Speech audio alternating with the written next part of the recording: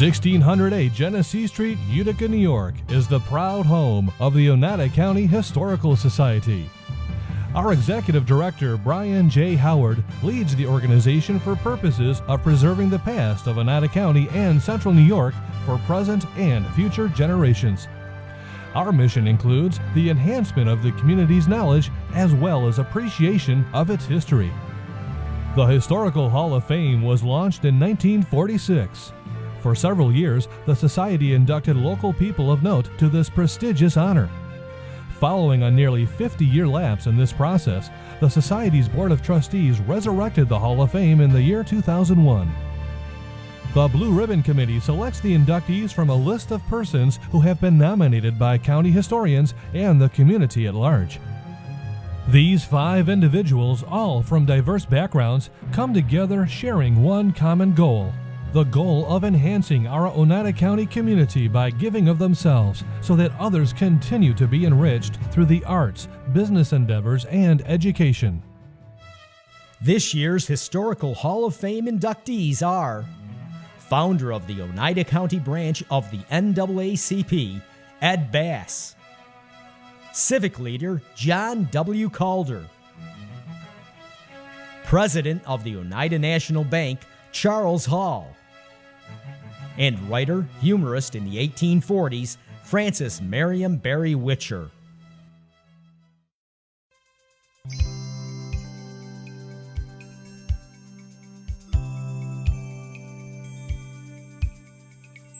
Frances Marion Barry Witcher was a talented American writer and humorist who wrote in mid-1800s in the dialect of upstate New York.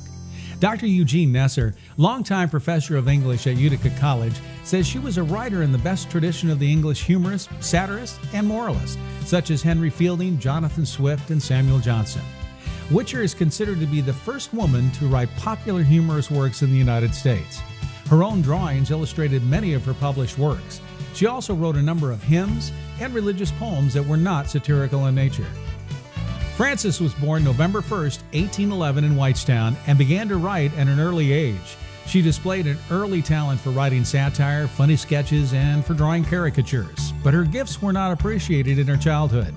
She lived a sheltered life and was close to her family. She was often ill, but managed to find humor in everyday life. Her first published story, The Widow Spriggans, appeared in a Rome newspaper after she had read it to a local literary society. The success of her first published story prompted her to continue writing. Her work satirized the lives of women, focusing on their social climbing, prejudice, and foibles in small-town America. On January 6, 1847, at the age of 35, she married the Reverend Benjamin Witcher, and in the spring of that year, moved with him to Elmira, where he became the minister of Trinity Church in April 1847. Frances continued to write, though it made some in her husband's congregation uneasy.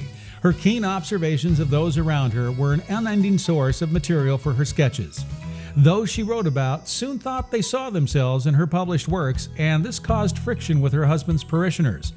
Her biographer noted that real-life townspeople who fancied themselves models for her pen were frequently outraged at being made fun of. Reverend Witcher ultimately lost his position at the church, and her writing may have caused him to lose that position.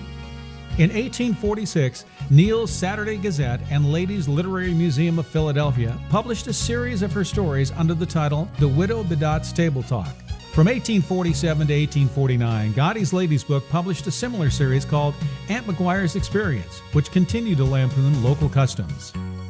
Frances died January 4, 1852 at age 40 in Whitestown, and left an unfinished novel and a number of other unpublished works. A collection entitled Widow Bedott Papers was published posthumously in 1856 and sold 100,000 copies within a decade. A second collection, Widow Spriggans, Mary Elmer, and Other Sketches, appeared in 1867. Her works are still well regarded and studied today.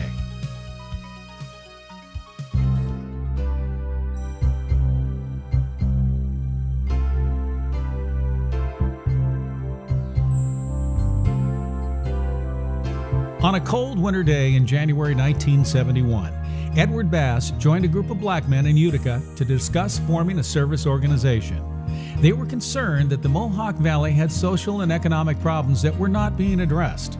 The community needed an organization, they said, that could advocate on behalf of the black community. White business and professional men made civic contributions through service organizations, and Bass and others in his group felt that black men would find value in using a similar instrument of civic expression. After many discussions, this core group of community leaders formally met on April 15, 1971, in the Cosmopolitan Community Center in Utica and formed the Frontiers Club of Utica-Rome area. Edward Bass was among its charter members. He wanted to provide service through education and leadership by joining the Frontiers International Organization. Mr. Bass and the local frontiersmen shared a common goal that to make the community better, they needed to work together for the common good. Edward Bass had spent his entire life working to make the community better. He was born April 6, 1904 in Louisville, Alabama, and attended Morris Brown College in Atlanta. In 1934, he moved to Utica, and in 1935 married Pauline Allen. He spent his time working at Utica Radiator Company and retired from Revere Copper and Brass. He was a charter member of the Oneida County branch of the NAACP and was active in the community, serving on the boards of the East Utica Boys Club, Cosmopolitan Community Center, Cornhill People United, and Utica Head Start. He was a member of numerous organizations, including the Oneida County Republican Committee, Hiram Lodge No. 18, and the Prince Hall Masons. In 1968, he was recognized for his leadership in the community when he received an appointment from President Lyndon B. Johnson to the Utica Draft Board during the Vietnam War. Mr. Bass was a recognized expert in black history and taught several courses at area colleges. He established the Edward L. Bass Black Student Scholarship Foundation at Utica College in the 1980s. This scholarship was a gift from him, his friends, and colleagues. Awards are made to black undergraduate students based on scholarly merit plus commitment to the black struggle, which was a cornerstone of Mr. Bass's philosophy.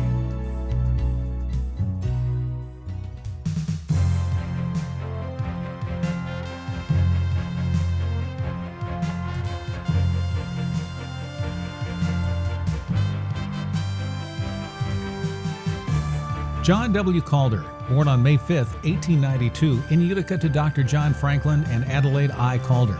As a young boy, John took up an interest in curling, joining the Utica Curling Club, an interest that would take him to the highest levels of that sport and even allowing him to participate in the 1932 Olympics at Lake Placid, as well as being elected to serve as the president of the Grand National Curling Club of America.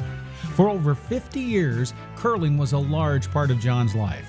He attended Utica Free Academy, active with the Epsilon Tau Pi fraternity, graduating in 1910. He entered Hamilton College, where he was a member of the Alpha Delta Pi fraternity, serving on their building committee even after his graduation from college in 1914. At the age of 25 in March of 1917, with the start of the hostilities in Europe, Mr. Calder joined the U.S. Naval Reserves, transferring a short time later to the Army, where he served in France with the Army Medical Corps Ambulance Service, where through diligence and efficiency was promoted to the rank of First Lieutenant and was discharged with that rank in February of 1919. Later that year, John married Pauline Carmichael, a union that would last until his death. During the 1920s, Mr. Calder was appointed as chairman of the Utica Park Board, where he was instrumental in the planning and construction of the Valley View Golf Course, one of the first municipal golf courses in the nation. Continuing to serve with the U.S. Reserves, he was recalled in 1941 to active duty as part of the general staff of the 2nd Task Force to enter the Pacific after the Japanese attack on Pearl Harbor. Later during the war, was returned to Utica to act as adjutant for the Rhodes General Hospital in New Hartford.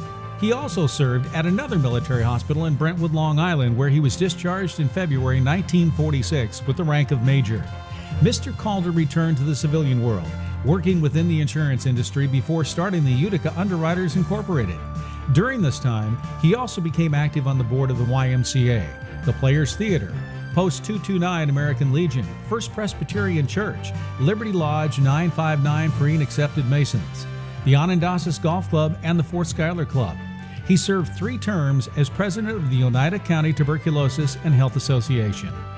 Mr. Calder's greatest service, it can be said, was his leadership with improvement with the old Memorial Hospital, chairing its board for several years leading up to the 1949 merger with St. Luke's Hospital, where he again served as chairman of the new St. Luke's Memorial Hospital during construction in 1957 of their new $3.2 million building on Champlain Avenue in New Hartford. Mr. Calder died April 20th, 1957 at the old Memorial Hospital he had served so well, just 8 days before the new hospital was opened, leaving his widow Pauline, a daughter, 2 sons, and several grandchildren.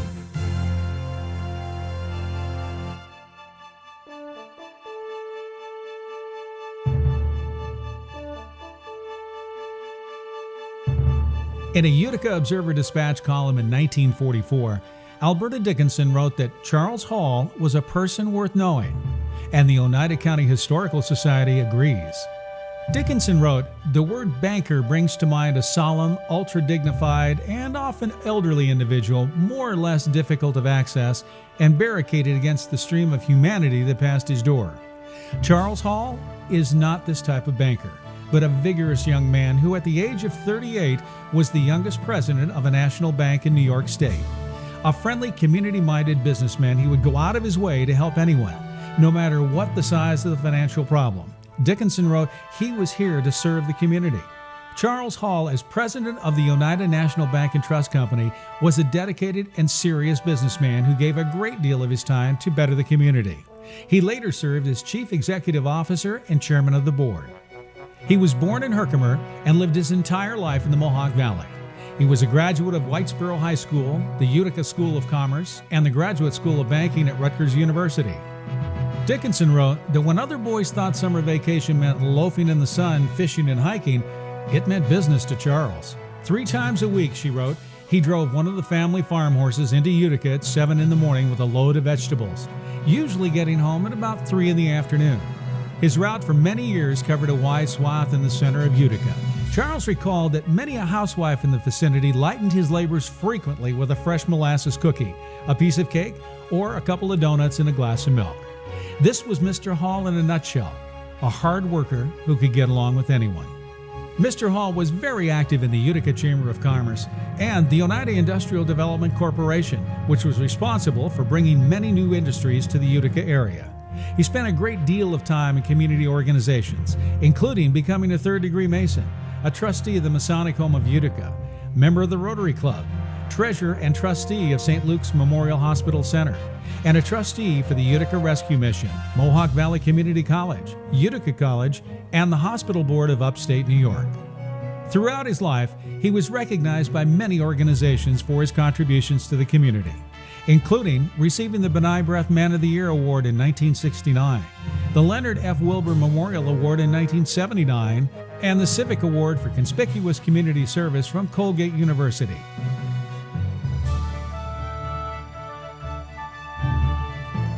This year's Richard W. Cooper Living Legends are longtime Utica musician and band leader Sal Alberico, radio and television personality Hank Brown, Oneida County's first executive Charles T. Lanigan, and community activist and nonprofit leader Dr. Marie Russo.